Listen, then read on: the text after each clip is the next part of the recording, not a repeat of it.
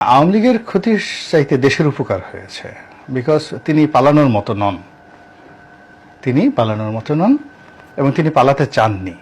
তিনি এরকম চরিত্রের মানুষ, জনগণ তাকে ওই গণভবনে পিটিয়ে তাকে মেরে ফেলবে, তারপর তিনি সেখান থেকে যেতেন না। যারা ওখানে ছিলেন তাদের খবরের মাধ্যমে আমরা জানতে পেরেছি যে তিনি একেবারে সরাসরি তার এসএসএফ এর মাধ্যমে তিনি ফাইট করতে রাজি ছিলেন, এবং ওখানে সেনা প্রধানকে এসএসএফ এর মাধ্যমে গুলি করে মারার ব্যাপারে তিনি সিদ্ধান্ত নিয়েছিলেন।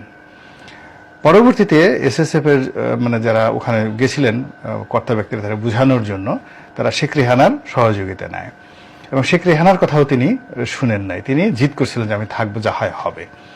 এরপর যখন জয় পুরো বিষয়টি হ্যান্ডেল করেন এবং তিনি যখন বুঝান যে আপনি এখানে যদি থাকেন দেশের মানুষের ক্ষতি হবে, আরো হতাহত বাড়বে, এবং এই গণভবনে আপনাকে যদি এইভাবে করে এবং ঘটনা যাই হোক না কেন আওয়ামী লীগ সবার ক্ষতি হবে। ফলে সেই জয়ের কথা সে কনভিন্স হয়ে তিনি কিন্তু গেছেন। এটা হলো বাস্তবতা।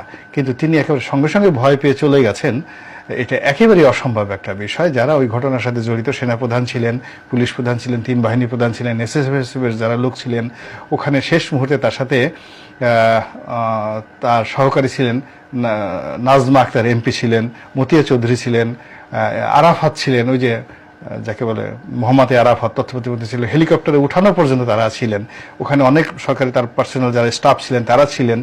তো কাজেই এগুলো তো ইতিহাস, তারা এই জিনিসগুলো গোপন রাখতে পারবে না। আমরা খালি বললাম যে শেখ হাসিনা বলছে পালাবো না, এখন সে পালিয়ে গেল, ইটস নট দ্য ট্রু। তাকে প্রথমত বাধ্য করার চেষ্টা করা হয়েছে, তিনি অবাধ্য হয়েছেন, বলে মরে যাব কিন্তু পালাবো না। পরবর্তীতে তার পরিবারের যারা লোকজন আছে তারা তাকে কনভিন্স করেছে যে এই সময়টাতে আপনার এখান থেকে সরে যাওয়াটা বুদ্ধিমানের কাজ। আচ্ছা, কিন্তু তিনি যখন দেশ ত্যাগ করলেন, আমি যেভাবে বলি পালিয়ে যাওয়া, দেশ ত্যাগ করা, পরবর্তীতে জয়ের বক্তব্য আসছে রাজনীতি করবে না, পরপর 4 দিনে 4 রকমের স্ববিরোধী বক্তব্য। না, এটা স্ববিরোধী বক্তব্য না, এটাই বাস্তবতা। বাস্তবতা হলো এটা ভালো দিক, জয়ের ভালো দিক। প্রথম ভালো দিক, তিনি খুব অনেস্টলি যেটা বলেছেন যে আমি প্রথমে হতাশাগ্রস্ত ছিলাম, বিক্ষুব্ধ ছিলাম, সেন্টিমেন্টাল ছিলাম। তো বোকা মানুষরা করে কি, একটা কথা বলে ওইটার উপরে স্থির থাকে, কিন্তু পরবর্তীতে অবস্থার দৃষ্টিতে তিনি সিদ্ধান্ত পরিবর্তন করেছেন। এই যে 4-5 বার কথাবার্তা বলেছেন, ইট মিনস যে সময়ের প্রয়োজনে, রাজনীতির প্রয়োজনে তিনি নেগোশিয়েট করতে রাজি, সিদ্ধান্ত পরিবর্তন করতে রাজি। এটা রাজনীতির জন্য খুবই উপকারী। এই জয়ের যে এরকম যদি পরিবর্তন যদি শেখ হাসিনার মধ্যেও থাকতো, তাহলে আওয়ামী লীগের এই পতন হয় না। রাজনীতিতে আসলে স্থানকাল পাত্রভেদে আপনার সিদ্ধান্ত পরিবর্তন করতে হয়। এই 4 দিনে যে 4 বার সে সিদ্ধান্ত পরিবর্তন করেছে, তাতে মনে হয় যে এই মানুষটি যদি রাজনীতিতে আসে, যে কোনো পরিবেশ পরিস্থিতি অনুযায়ী তিনি সিদ্ধান্ত পরিবর্তন করেন। এর কারণে গত 4 দিনে তিনি 4 বার যে কথা বলেছেন, 4 বারই ভিন্ন পরিস্থিতি তৈরি হয়েছে। তিনি তার মা যখন চলে গেছেন, ওই সময়টাতে তার ওর বাইরের কথা, ওই সময়টাতে তিনি যদি বলতেন যে আমি আবার রাজনীতিতে আসছি, সব মানুষ বলতে এটা পাগল, এটা বদ্ধ উন্মাদ। ফলে তিনি ওই সময়টাতে যে কথা বলেছেন, পরবর্তীতে যখন আবার নেতাকর্মীদের প্রতি অত্যাচার হয়েছে, তিনি বলেছেন আমি রাজনীতিতে আসব, আমার মা আসবেন, আমরা আবার ফিরে আসব। তারপরে আবার বলেছেন যে তিনি বিএনপির সাহায্য চান, বিএনপির সাথে বসতে চান।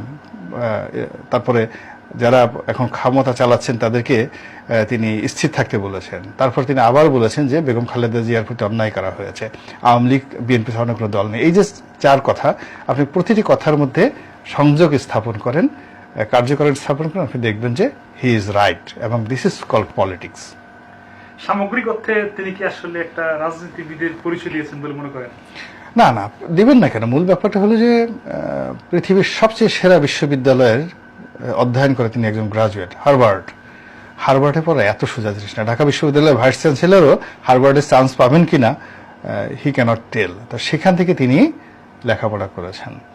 তার আইকিউ লেভেল হলো অ্যাবভ 9 এর উপরে তার IQ level. He is not a normal man. তার জ্ঞান বোঝার জন্য আপনাকে ওই পর্যায়ের জ্ঞানী হতে হবে। আপনাদের দৃষ্টিতে আমরা যারা বুঝি না, আমরা তাকে কেউ পাগল বলি, কেউ অটিস্টিক বলি। এর কারণ হলো তার আচরণ এলোমেলো বলি। তো সে বাংলা ভাষা জানে না কেন? সে সারা জীবন থাকছে ইংল্যান্ডে। সে 75 15 আগস্টে তার বয়স কত? তার বয়স, সে পুরোটাই সময়টা ইন্ডিয়াতে পড়ছে, ফলে বাংলা তার শেখা হয়নি। সে বাংলাদেশে 2 বছরও থাকেনি। ফলে যখনই বাংলা বলি সে সেটা ইংরেজিতে অনুবাদ করে গ্রহণ করে দেন, আবার বাংলাতে তার মস্তিষ্ক অনুবাদ করে আবার সেটা আমাদের কাছে বলতে যায়, ফলে তার বাংলাটা ভালো হয় না। কিন্তু বুঝতে হবে যে তার শরীরে যে জিন, জেনেটিক, তার যে ইঞ্জিনিয়ারিং, তার বডি কনস্ট্রাকশন, এটা কি? এটা বাংলাদেশের সেরা পরমাণু বিজ্ঞানী ডক্টর ওয়াজেদের রক্ত তার শরীরে।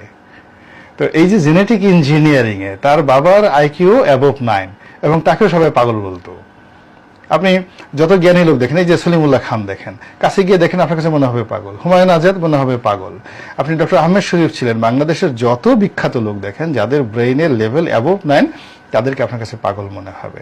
তো এখন জয় তো সাধারণ 10 বার ফেল করা কোনো ছাত্র না, লিখতে কলম ভাঙা কোনো মানুষ না। তিনি একজন পৃথিবীর সবচেয়ে সেরা বিশ্ববিদ্যালয়ে পড়াশোনা করা অন্যরকম মেধাবী একজন মানুষ। কিন্তু আমরা বাংলাদেশের প্রেক্ষাপটে যারা ঢাকা কলেজ থেকে পড়েছি, ঢাকা ইউনিভার্সিটি পড়েছি, আমরা এই দেশের অবস্থায় থেকে